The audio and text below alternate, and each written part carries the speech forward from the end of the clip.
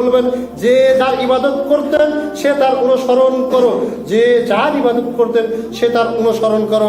হে দিনী ভাই, হে দিনী মুসল্লি, আপনি চিন্তা ভাবনা করছেন এত বড় একটা ভোট হয়ে গেল, হুজুর তো রাজনীতির কথা বলে না।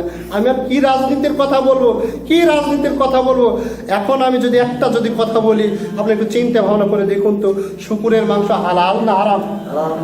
শুকুরের মাংস তো হারাম, উৎসটাই, শুকুরের মাংস উৎসটাই শুরু হয়েছে এখন থেকে। যে বস্তুটা আমি জবে করেছি সেই বস্তুটা কি হারাম, সেটা যদি সাদাকা করে দিই হালাল, হালাল হবে না? সাদাকা ভালো কাজে দিতেছি।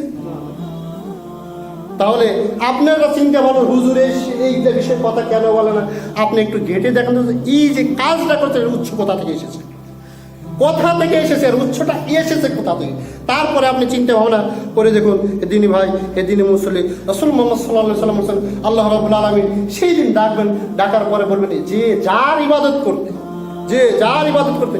আজকে আপনি যে যার দলের অনুসরণ করছেন, আপনি মনে হচ্ছে এটাই আমার নেতা, চলে যাবেন ওই নেতার পিছনে যান না। আপনার নেতা যদি বেনামাজি হয়, আপনার নেতা যদি রাসূলকে যদি না মানে, আপনার নেতা যদি রবকে যদি না মানতে, তাহলে আপনার আবার কি অবস্থা হবে? কিন্তু চিন্তা ভাবনা করে দেখবেন, একটু ভেবে দেখবেন। আপনি তো তার ইবাদত করেছেন, একটা চায়ের জন্য তো সারাটা দিন দৌড়তে পারেন, চায়ের জন্য সারাটা দিন যদি নেতার পিছনে স্লোগান দিতে পারেন, কাল কিয়ামতের দিন আল্লাহ বলছেন যে যার অনুসরণ করেছে, যে যার ইবাদত করেছে, সে যেন তার পিছনে চলে যায়, তার যেন অনুসরণ করে।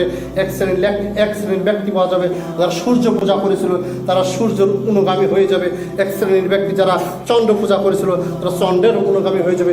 যারা তাগুতি আইনে যারা বাস্তবায়ন করেছিল, এই সমস্ত যারা নেতা, এখানে অনেক তাগুতি নেতা থাকবে, তারা তার অনুসরণ করবে। রাসূল মুহাম্মদ সাল্লাল্লাহু আলাইহি ওয়াসাল্লাম বলছেন এমন অবস্থা